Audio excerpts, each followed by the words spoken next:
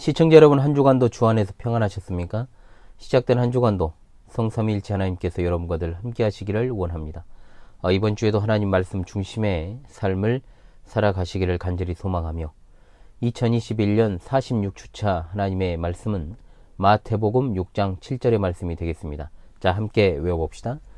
또 기도할 때 이방인과 같이 중언부언하지 말라. 그들은 말을 많이 하여야 들으실 줄 생각하느니라. 마태복음 6장 7절 말씀. 아멘. 다시 한번 외워봅시다. 또 기도할 때 이방인과 같이 중언부언하지 말라. 그들은 말을 많이 하여야 들으실 줄 생각하느니라. 마태복음 6장 7절 말씀. 아멘. 지난 2주간의 특강 그리고 목요 강설 등을 통해서 전도라는 말의 의미를 좀 다각도로 상고를 하고 잘못된 적용을 바로 잡는 해설의 시간을 가졌습니다. 날이 많이 추워졌죠.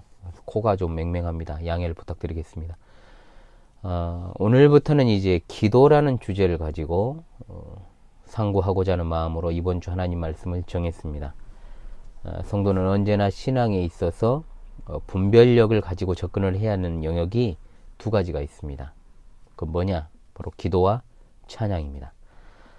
왜 특별히 이 두 신앙의 요소에 있어 분별력을 가지고 접근을 해야 하느냐? 모든 이방 종교에도 기도와 찬양이 있기 때문입니다.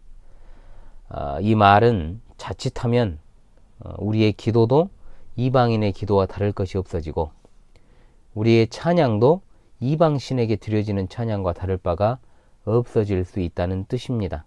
실제로 그런 모습이 있고 또 찬양이라는 것도 CCM이라고 하는 전통적인 교회 음악을 파괴시키려고 사탄이 교회에 침투시킨 것이 이제 이방 종교 및 세상과 기독교의 차이점을 희석시키고 차별성과 독특성을 파괴시켜 버렸습니다.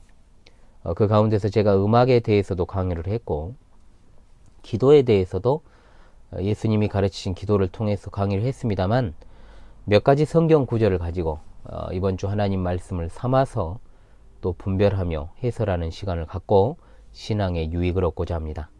여러분들이 많은 시청을 하시고 또 바르게 기도할 수 있는 그런 참된 신자들이 되시기를 바랍니다. 자, 일단 오늘 하나님의 말씀은 여러분이 어느 정도 익숙한 말씀입니다. 그리고 인용도 하고 또 어느 정도 그 의미를 알고 계시는 말씀이죠. 예수님께서 기도를 가르쳐 주시기 전에 하신 말씀의 맥락에서 주신 말씀입니다. 이것을 통해서 우리는 이방인의 기도와 그리스도인의 기도가 어떤 차이점을 가지고 있는가를 정확하게 배울 수 있습니다. 일단 기도는 모든 이방 종교가 가지고 있는 것입니다. 기도하지 않는 종교는 없습니다. 기도라는 말 자체가 주는 오해도 있습니다. 기도는 말 그대로 빌기자의 빌도자입니다. 한마디로 뭡니까? 비나이다, 비나이다. 자, 우리는 비나이다 하면은 자연스럽게 손바닥을 비비는 민족입니다. 자, 한국의 전통 종교로부터 내려오는 하나의 습성이죠. 빌 때는 어떤 걸 빕니까? 소원을 빌죠. 간구할 때. 그래서 기도와 관련해 가지고 상당히 유사성을 보이는 종교가 우리나라 역사 가운데 상당 부분을 차지했던 불교입니다. 자, 불교에도 새벽 예불이 있고 또 불교 용어인 설법에서 설교가 나온 것 알고 계십니까? 용어적인 영향을 받았다는 것입니다. 불교의 기도 또한 반복이라는 것이 그 특징이라고 할 수 있는데 스가 이제 목탁을 치면서 여기 주변에도 이제 절이 하나 있어요. 도심에 있는 절이죠. 연화사라는 절이 있는데 목탁 소리가 한 번씩 납니다. 이 목탁을 치면서 이제 연부를 하면 이제 모인 자들도 함께 외우는 것을 볼 수 있습니다. 목탁의 강도나 횟수는 일정하지만 계속 패턴이 변하고 좀 뒤로 갈수록 좀 강해지죠. 이제 반복되고 또 그 간격도 이제 여러 가지로 이제 조절이 되는 모든 절에서의 형태가 같지는 않습니다만 어찌되었든 이런 기도회가 분명히 존재한다는 거죠. 불교에도. 그러나 보다 우리나라 사람들 물론 기독교인들을 포함해서 기도에 많은 영향을 사실 받은 것은 무속신앙입니다. 기본적으로 우리나라의 어떤 종교적인 색채를 이제 저변에는 유불도라고 하는 우리 역사에 자리 잡은 이런 종교들이지만 사실 샤머니즘은 그 기원을 알기가 어려울 정도로 상당히 오래되었고 샤머니즘이 유불도와 결합을 하며 오늘날의 형태가 된 것입니다. 한국에 뭐 교회가 많다, 뭐 목사가 많다 이런 말들을 많이 하지요. 코로나 때 교회 많이 문을 닫았습니다. 사실은 여러 가지로 많다라는 말을 하지만 아직도 우리나라는 점집하고 무당이 더 많은 나라입니다. 그리고 모든 종교를 초월해서 심지어 기독교를 포함해서 역술이 개입되지 않은 곳이 없어요. 얼마나 큰 미혹인지 모릅니다. 이게 최근 유력 대선 후보가 손바닥에 어떤 글자를 써서 화제가 되기도 했죠. 점집 하면 우리가 청담동을 이야기하지 않습니까? 그렇게 많이 배우고 그렇게 많이 가진 자들이 그 한 줌도 안 되는 권력을 갖기 위해서 점집을 드나드는 것은 어제 오늘의 일이 아닙니다. 놀랍게도 그런 사람들 중에는 표면적으로는 기독교인들도 있습니다. 일반인들은 말할 필요가 없겠죠. 교회 다니는 사람 중에 점집 다니는 사람 저도 보았고 또 듣기도 했습니다. 또 점집을 가는 것은 아니지만 거의 무속신앙에 가까운 어떤 신앙으로 교회 다니는 사람도 봤고 지금도 합니다. 기독교인이 당연한 듯 장명소에 가서 자식이나 손자의 이름을 짓는 것, 손주의 이름을 짓는 것 쉽게 찾아볼 수 있는 모습이죠. 우리 주위에서. 마치 이스라엘이 가나안 땅에서 가나안의 잡신과 유일신 여호와 하나님을 같이 섬기는 그런 모습을 보는 듯합니다. 새벽 기도에 빠지지 않고 그렇게 열심히 해도 문제가 해결이 안 되면 점집에 갑니다. 송구영신 예배, 성경적이지 않죠. 어찌되었든 송구영신 예배라는 그 이제 시간에 목사들이 한 해를 정리하면서 성도들의 기도를 해주는 것은 아주 흔한 광경이었습니다. 그리고는 또 무당 찾아가서 토정비결도 보죠. 그게 아니어도 신문 오늘의 운세를 보면서 고개를 끄덕이거나 혈액형이나 별자리나 관상이나 당사주나 사주팔자 등등 말은 인생 철학이라고 부르지만은 다 이방 종교입니다. 그런 곳에 관심이 많은 기독교인들도 있어요. 어처구니가 없죠 사실은. 공통점은 뭐냐? 그 안에 다 기도가 있다는 겁니다. 그런데 사실 별로 차이점을 못 느끼는 게 그저 교회에는 십자가가 있을 뿐이고 그들에게는 불상과 자기가 모시는 신이 있을 뿐. 제가 예수님이 가르치신 기도를 강의하면서 예가 기도를 강의하면서 그리스도인의 기도와 이방인의 기도를 먼저 강의했습니다. 그것을 꼭 제대로 여러분 보시고요. 이번 주 하나님 말씀 해설을 보시면 좋겠습니다. 링크를 걸어 놓겠습니다. 일단 기도의 개념 자체가 이미 이방인의 기도 개념으로 형성되어 있는 분들이 많습니다. 목회자도 예외는 될 수 없습니다. 왜 그렇습니까? 목사가 그렇게 가르치니까 성도들도 당연하게 생각한 거죠. 누구한테 배웠겠습니까? 원래 습성에다가 또 목사가 가르친 데에서 유전적으로 습성적으로 이방인의 기도가 나오는 겁니다. 일단 기도에 관한 가장 큰 오해가 두 가지가 있습니다. 뭐냐? 첫 번째는 기도의 응답이라는 것이 하나님의 의지대로 되는 것인가? 아니면 나의 정성으로부터 나오는 것인가? 여기서 나오는 게 무엇입니까? 이제 기도의 분량을 채워야 한다는 식의 생각, 이런 말 많이 들어보셨죠? 그런데 이 둘은 분리되지 않습니다. 왜냐하면 기도의 응답을 받기 위해서는 그 기도의 응답을 위한 일정 정도의 분량이 채워져야 된다. 그래야 그 기도의 응답이 있다. 기도의 응답이 없다? 그것은 당연히 그 분량이 채워지지 않았기 때문이다. 내가 채울 그릇의 크기를 모르죠. 그러니까 기도를 어떻게 해야 됩니까? 열심히 빡세게 해야 되고 많이 해야 됩니다. 많이. 기도 많이 하십시오. 이 말 안에다 들어있죠. 과연 이 말을 우리가 어떻게 이해를 해야 될까요? 먼저 기도 응답이라는 것을 좀 생각해 보겠습니다. 여러분에게 묻겠습니다. 기도 응답이란 게 뭡니까? 한번 속으로 생각해 보시고, 제가 직접 대면하고 있지는 않지만 한번 대답해 보십시오. 기도 응답이란 게 뭐냐? 10중 8구는 이렇게 대답합니다. 제가 강구했던 문제에 대해서 해결받는 것입니다. 자, 이것은 완전히 단편적인 생각이죠. 뭔 말이냐 하면 이런 식의 이해는 기도 응답의 주체가 하나님이 아닙니다. 사람입니다. 왜요? 사람이 어떻게 간구하느냐에 따라서 하나님이 응답하시니까 사람의 의지가 먼저지 응답하는 하나님의 의지가 먼저가 아니란 말입니다. 그러니까 한마디로 인간의 정성이 있으니까 하나님의 의지가 움직이는 겁니다. 이것을 여러분 부정할 사람이 있을까요? 일단은 그리스도인의 기도 응답은 기도의 중심이 될 수가 없습니다. 절대로 기도 응답이 기도의 중심이 아니란 말이에요. 기도의 중심은 하나님과의 교제입니다. 교제. 그런데 워낙 기도에 관한 사람들의 관념이 통상적으로 고정되어 있기 때문에 이걸 놓쳐버려요. 물론 지식적으로 아예 모른다는 건 아닙니다. 그런 놓쳐버립니다. 기도에서 응답보다 중요한 것은 하나님과의 친밀한 교제의 한 부분으로서 찬송과 감사와 회개가 나오는 것이죠.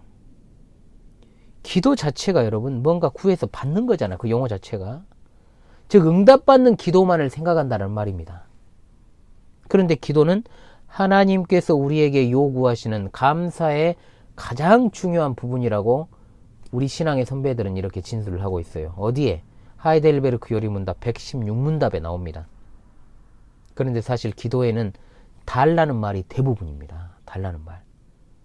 그러니까 과거에 새벽기도 하고 있으면 가장 많이 들리는 소리가 뭡니까? 주시옵소서, 주시옵소서, 주시옵소서. 자, 여러분 좀 상식적으로 생각을 해봅시다. 우리가 하나님을 부를 때 가장 많이 부르는 호칭이 뭡니까? 아버지입니다.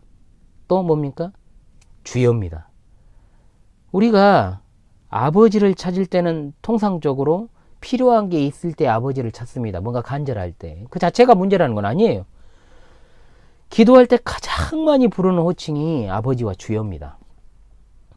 제가 예전에 섬기던 교회에서 한 권사님이 기도를 꽤 오래 하세요. 이분이 이제 저녁에는 이제 저녁 예배 때는 권사님들이 기도를 하는데 말끝마다 이제 아버지를 붙여요.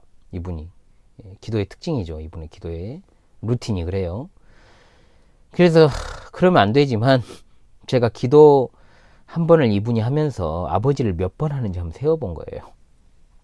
대략 이제 3분에서 5분 정도. 이게 길 때는 5분이 넘어갈 때도 있어요. 그렇게 기도 굉장히 긴 거예요. 5분이. 사실은. 평균 아버지를 87번 정도 하고 진짜 많이 할 때는 110번가량 하는 걸 제가 세봤습니다. 참 저도 못할 짓을 했죠. 일단은 어떤 관계라는 것이 자 호칭 이야기 하다가 제가 에피소드 이야기를 좀 했는데요. 아버지와 자녀의 관계라고 해도요. 한편이 맨날 달라고만 하면 그 관계는 여러분 정상적인 관계입니까? 아닙니까?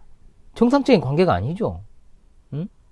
거의 뭐 그냥 한쪽이 한쪽을 ATM기로 보는 거죠. 그냥 인출할 때마다 현금 빼는 거 똑같은 거예요. 기도의 핵심은 응답이 아닙니다, 여러분. 응답이 아니에요. 그리고 기도에 대한 응답이 기도의 작은 한 부분이라고 했을 때 그러면 그 기도의 응답이 사람의 정성으로 된 것인가 아니면 하나님의 의지로 된 것인가? 그런데 이런 설정 자체가 문제입니다. 그렇게 이른바 주기도문이라 그러죠. 중간에 주기도문에 기도 두 자 빼버리면 뭐가 됩니까? 주문이 되는 그렇게 그냥 달달달달 외워도 그 내용에는 전혀 사람들이 관심이 없다라는 것이 여기서 드러나는 겁니다. 하늘에 계신 하나님 아버지의 뜻이 이 땅에서 이루어지기를 원하는 것, 간구하는 것이 기도입니다. 즉 기도가 하나님의 뜻을 이루는 수단이라는 거죠. 다시 한번 기도가 하나님의 뜻을 이루는 수단이라 이 말입니다. 기도는 분명히 누가 합니까? 내가 합니다. 우리가 합니다. 그런데 그 기도를 방편 삼아서 일하시는 분은 누구시다? 하나님이십니다. 즉 기도를 통해서 이루어지는 나의 뜻이 곧 하나님의 뜻입니다. 왜? 하나님이 그걸 통해서 일하시니까요. 이것이 그런데 뒤바뀌니까 기도의 목적이 뭐가 되어버립니까? 내가 설정한 목표가 되는 겁니다. 즉 하나님이 중심이 아니라 기도의 중심이 내가 된다는 거죠. 그런데 설정 자체가 그렇게 되어 있기 때문에 당연히 기도의 중심은 자기 자신이라는 생각의 틀에서 벗어나지 않습니다. 그러니까 어느 정도인지 예측 불가능한 이른바 기도의 분량을 채워야 한다는 것도 사실 하나님의 뜻과는 전혀 상관이 없습니다. 일단 설정된 그릇의 크기를 모르지만은 채워야 한다. 그러니까 열심히 해야 된다. 많이 해야 된다. 왜? 응답을 받아야 되니까. 그런데 그런 생각은 안 합니까, 여러분? 그 기도를 하나님이 전혀 들어주시지 않기로 작정을 하셨다면 계속해서 기도를 하는 것은 뭐가 돼버리죠? 하나님께 대한 도전이 돼버리겠죠. 이런 무서운 생각 안 해보셨습니까? 그러니까 기도하면서 예전에 막 어른들이 이런 말 하잖아요. 하늘 보좌를 뭐 흔들어 제낀다고. 이런 참남한 진짜로 무속신앙에서나 나올 법한, 아니 무속신앙에서도 함부로 말하지 않는 말을 그렇게 하는 겁니다. 아니 하나님이신 주님께서 이 땅에서 십자가의 순환을 눈앞에 두시고 나의 원대로 마시고 아버지의 원대로 하시라고 기도하셨는데 어떻게 우리가 하나님의 뜻을 염두에 두지 않고 분량을 운운하고 정성을 운우냐는 말이에요. 이것이 바로 이방인의 기도라 이 말이에요. 그리고 두 번째, 기도가 하나의 치성과 다를 바 없게 되어버렸습니다. 치성을 드린다 그러죠. 우리에게 너무 익숙한 여리고성 무너뜨리기 기도, 다니엘의 세일의 기도, 다니엘 기도 많이 하더만요. 40일 특별 새벽 기도, 수능 앞두고 100일 작정 기도, 일천번제 뭐 이런 기도. 그리고 새벽 기도를 뭐라고 부르죠? 사람들이 새벽 제단을 쌓는다고 말합니다. 행위주의가 여기 안에 들어가 있는 겁니다. 물론 그런 의미로 사용하지 않는 분들도 있겠지만요. 모두가 이제 싸잡아서 비판하는 것은 아닙니다만 대다수의 행태가 그렇다는 겁니다. 로마교는 지금도 그렇게 해요. 그러나 그것은 로마교니까 그렇게 하는 겁니다. 그들이 이교도니까 자신의 선행을 통해서 자기 자신은 물론이고 죽은 자를 위해서 보속을 할 수 있기 때문에 그렇게 하는 겁니다. 우리 조상들이 새벽에 처음 기로 올린 이 우물물을 떠놓고 정화수라고 하면서 이제 빌었던 것이 있었고, 또 불교에서 합장한 채로 탑 주변을 돌죠. 이게 탑돌이라 그러는데, 이거를 무당이 산에 기도하고 수행하러 가는 것, 공든탑이 무너지랴 뭐 이런 말들 우리 하잖아요. 그것이 기독교인가 여러분? 무슨 차이인지를 알 수가 없어요. 사실은 제가 산행을 하면 산 정상 부근에는 의뢰 사람들이 많이 돌로 탑을 쌓아놨어요. 그 힘들게 산에 올라와 가지고 심심해서 그렇게 했을까요? 소원을 빌었겠죠. 그런데 눈에 보이는 어떤 돌탑을 쌓는 것이나 내 마음에 자기 자신의 행위에 돌탑을 쌓는 것이나 뭐가 다릅니까? 기도의 분량을 채운다고 말하는 사람의 저희가 뭐가 다르냐는 말입니까? 다르지 않아요. 진짜로 우리가 개혁되어야 할 것이 무엇인지를 알아야 되지 않겠습니까? 일단 이런 잘못된 기도에 관한 관행들을 우리 주님이 하신 말씀을 가지고 딱 이방인의 기도가 무엇인지를 정확하게 인식합시다. 우리가 중언부언이라는 말을 참 많이 들었습니다. 그런데 성경에서 중언부언은 여기 한 번 나옵니다. 딱 한 번 나와요. 그러니까 쉽게 말하면 그 말은 뭔 말이냐, 쉽게 의미에 대한 정의가 어려울 수 있다는 겁니다. 그럼에도 불구하고 일단 헬라어에서 이 말은 말더듬이와 말하다의 합성어입니다. 합성이 되어서 부질없이 무의미한 말을 더듬이처럼 되풀이하다, 같은 말을 되풀이해서 반복하다, 신앙 없이 기도하면서 말을 중복하고 마음에 간절함이 없이 말만 길고 많이 하는 기도를 가리키는 것으로 보통 다 이해를 하고 있죠. 다 여러분이 이 정도는 다 아실 거라고 생각을 합니다. 그러니까 한마디로 아버지를 아까 그 권사님처럼 평균 87번 최대 110번 이상을 하는 것이나 주여를 계속 외치고 주시옵소서 주시옵소서 주시옵소서 이렇게 주실 것을 믿습니다 하면서 이렇게 동어 반복을 하잖아요. 이런 모습들이 이제 현대 방언에서도 되풀이 되잖아요. 현대 방언은 굉장히 언어 구조가 단조롭지 않습니까? 계속 단조로운 언어 패턴이 계속됩니다. 소위 예전에 제가 했던 강의에서 말씀드렸습니다. 랄랄라 방언이라고 부르는. 그러면 한번 생각해 볼 것이, 이런 기도 안 하면 중언부언하는 기도가 아닌 겁니까? 동어 반복만 안 하면 되는 거예요? 현대 방언만 안 하면 됩니까? 같은 말을 무한 반복하는 것이 중언부언하는 이방인의 어떤 기도의 특징이 될 수는 있어도 하나의 특징인 거죠. 그걸로 그치는 것이 아닙니다. 주님이 여기에 뭐라고 덧붙이십니까? 그들은 말을 많이 하여야 들으실 줄 생각하느니라. 자, 예수님이 중언부언이라는 뜻이 뭔지를 해석해 주십니다. 원문에는 왜냐하면이라는 말이 들어있어요. 즉 중언부언하는 것이 이방인의 기도다. 그들이 중언부언하는 기도를 하는 이유가 뭐냐? 그렇게 말을 많이 해야 들으실 줄로 생각하기 때문이라는 겁니다. 이해되십니까 여러분? 단순하게 주문처럼 말을 많이 하는 것만을 이야기하는 게 아니에요. 대다수의 경건한 신학자들은 이렇게 이야기를 합니다. 같은 말이라고 할지라도 하나님께서 들으실 줄로 알고 그 뜻에 부합하는 열망 있는 기도는 얼마든지 반복하여 살 수 있다. 박윤선 박사님도 예수님도 겟세마네에서 3번이나 같은 기도를 중복하셨다. 그 기도를 중언부언이라고 하진 않는다. 이렇게 주석을 하고 있어요. 이방인의 기도의 개념은 분량을 채워야 된다는 거예요. 그게 뭔 말이냐? 많이 해야 된다는 거예요. 많이. 열심히 많이. 몇 시간을 했냐 안 했냐? 그들에게는 굉장히 중요합니다. 굉장히 중요해요. 기독교 내에서도 이렇게 이야기하는 분들. 왜? 그렇게 해야 들으실 줄로 생각하니까 더 많은 시간을 기도해야 되는 겁니다. 그리고는 예수님이 그 다음 말씀에서 이러한 이방인의 기도를 그리스도인이 해서는 안 되는 이유를 딱 못 받고 계십니다. 뭐라고 말씀하십니까? 그들을 본받지 말라. 구하기 전에 너희에게 있어야 할 것을 너희 아버지께서 아시느니라. 아멘. 사람들은 그런데 왜 이 말씀에 주목하지 않을까요? 왜 사람들은 하나님을 이교도의 신과 같은 반열, 그런 신으로 만들지 못해서 안달일까요? 그러면 제가 여기서 드리고 싶은 말씀이 뭐 기도 적게 해라, 기도 많이 하지 마라, 기도하지 마, 그냥 안 해도 된다, 이걸까요? 아니죠.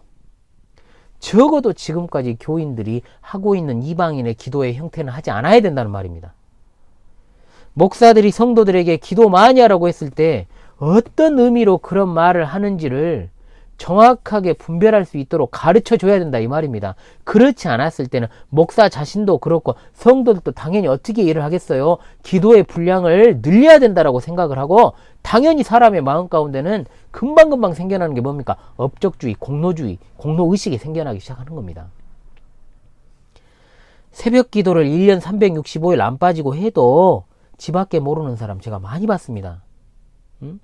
불신자들에게 비난받는 사람 많이 봤습니다. 교우들 사이에서도 평판 안 좋은 사람 많이 봤어요. 그렇게 기도를 많이 하는데도. 교회를 분열시켰던 그 장로님들, 제 어린 시절부터 그리고 커서도 제가 봤던 그 사람들, 그들도 새벽 기도는 안 빠졌었습니다. 모든 예배와 모임에 다 참여했습니다. 그런데 교회를 깨트려 버리더라고요. 그게 뭡니까? 기도를 많이 해야 한다는 말도 제대로 사용하고, 중언부언하는 기도의 뜻이 뭔지도 좀 제대로 알고 우리가 바른 기도 생활을 해야 한다, 이 말입니다. 그렇습니다. 기도는 여러분 생활입니다. 생활. 왜 기도를 그렇게 예배당이나 상과 같은 특정한 장소에서만 아주 길게 해야 된다라고 생각을 합니까? 왜 그렇게 새벽 기도에 목을 맵니까? 제가 정확하게 짚어볼까요? 자기의 종교적 감수성을 분출할 수단이 필요한 거예요. 그것이 바로 새벽 기도인 겁니다. 새벽 기도 이야기는 나중에 따로 하겠습니다. 저는 정말로 경건한 분들을 갖다가 다 싸잡아서 이야기하는 건 아닙니다. 제대로 알고 정말로 새벽에 기도하는 것이 자신에게도 유익이고, 또 이것이 더 하나님과의 친밀한 교제를 나눌 수 있다고 생각하시면서 경건하게 새벽 기도 하시는 것을 뭐라 할 수는 없습니다. 그런데 대다수의 새벽 기도의 형태는 그것이 아니란 말입니다. 지금까지 그랬다는 거죠. 우리에게는 기도가 생활이어야 됩니다. 생활, 기도, 어떤 특정 장소에서 시간 딱 정해놓고 분량 정해놓고 이게 아니고, 앉으나 서나 하나님 생각해야죠. 그렇지 않습니까? 잘 때나 깰 때 하나님 생각해야죠. 밥 먹을 때도 하나님 생각해야죠. 우리가 어린이들한테 가르치지 않습니까? 날마다 우리에게 양식을 주시는 하나님 참 감사합니다. 간식 먹을 때도 하나님 생각, 기도해야죠. 당연히 간식 먹을 때도. 누구 만나러 갈 때도 하나님 생각하며 기도하고, 만나고 돌아올 때도 하나님 생각하고, 순간순간 어디 가나 오나 출입을 하나 항상 하나님 생각하는 사람, 그것이 여러분 기도입니다. 기도. 그 기도가 어찌 바르게 나오지 않겠어요? 어떻게 하면 내가 하나님의 뜻을 헤아릴 수 있을까? 그래서 어떻게 하면 내가 그 뜻을 알아서 하나님의 말씀에 순종할 수 있을까? 내가 어떻게 하면 하나님의 계시의 기록인 이 성경을 바르게 알고 적용하고 내가 살아갈 수 있을까를 열망해야죠. 그걸 고민해야죠. 그게 인생 최대의 고민이 돼야죠. 사실은. 응? 그런데 그걸 놓고 진짜 간절하게 기도하는 사람이 몇이나 되겠냔 말이에요. 그렇지 않고 그냥 남들이 하는 대로 이방인의 기도만 주구장 한창 평생에 걸쳐 한 사람의 기도, 앞선 그런 사람의 기도, 경건한 분의 기도와는 질적으로 같을 수가 없죠. 하나님의 뜻을 구해야 됩니다. 제가 자주 성도들에게 드리는 말씀이 있어요. 뭐냐, 내 앞에 장애물이 생겼다. 그러면 무조건적으로 장애물을 치워달라고 말하기 전에 장애물을 두신 하나님의 뜻을 생각하라. 한국교회 성도들을 보면 하나님이 일하실 기회와 틈도 없어요. 왜 이렇게 사람들이, 성정들이 급한지 몰라. 먼 일만 터지면 어찌할 바를 모릅니다. 발을 동동 구르고 아주 그냥 난리가 아니에요. 막 기도하고 막 기도 요청하고 막 그러잖아요. 그거 자체를 제가 뭐라고 하고 싶진 않아요. 당연히 사람이 정말 어찌할 바를 모르겠으니까 그렇게 할 수 있죠. 그러나 한 번쯤은요, 여러분, 앞에는 홍해바다를, 뒤에는 애국 군대의 추격을 받는 절체절명의 순간에서 모세를 통해 하나님께서 주신 말씀을 한번 떠올려 봅시다. 모세가 백성에게 이르되 너희는 두려워하지 말고 가만히 서서 여호와께서 오늘 너희를 위하여 행하시는 구원을 보라. 너희가 오늘 본 애굽 사람을 영원히 다시 보지 아니하리라. 여호와께서 너희를 위하여 싸우시리니 너희는 가만히 있을지니라. 아멘. 어쩌라고요? 가만히 있으라고요. 잠잠히 좀 있으라고요. 우리에게 무엇이 필요한지 하나님이 다 아시고 가장 최선의 결과를 주시는 것도 하나님이시니까요. 그리 아니하실지라도, 혹여 그리 아니하실지라도 하나님의 뜻이니까 그것이 최선의 결과니까요. 다시금 이번 주 하나님의 말씀을 외우면서요, 이 말씀의 뜻에 담긴 의미를 잘 생각하면서 이방인의 기도가 아닌 그리스도인의 기도, 바른 기도 생활을 해 나가시기를 간절히 소망합니다. 자, 함께 외워보겠습니다. 또 기도할 때에 이방인과 같이 중언부언하지 말라. 그들은 말을 많이 하여야 들으실 줄 생각하느니라. 마태복음 6장 7절 말씀. 할렐루야. 아멘.